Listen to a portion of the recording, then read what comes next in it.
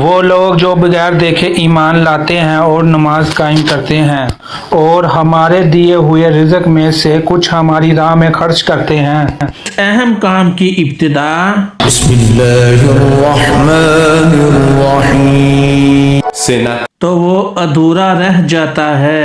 الذین یؤمنون بالغیب ویقیمون الصلاة ومما رزقناہم ينفقون۔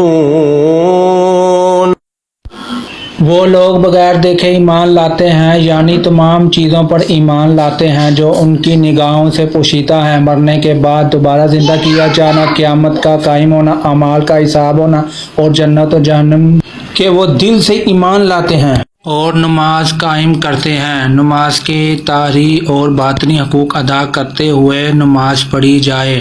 نماز کے طاہری حقوق یہ ہے کہ ہمیشہ ٹھیک وقت پر پابندی کے ساتھ نماز پڑھی جائے اور نماز کے فرائض، سنن اور مستحبات کا خیال رکھا جائے اور تمام مفسدات اور مکروہات سے بچا۔ باطنی حقوق یہ ہے کہ آدمی دل کو غیر اللہ کے خیال سے فارغ کر کے طاہری باطنی کے ساتھ بارگاہ حق میں متوجہ ہو۔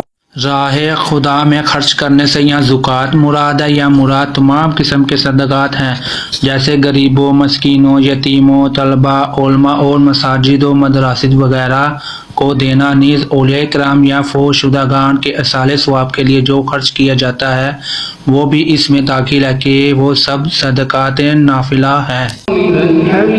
ربنا ولک الحمد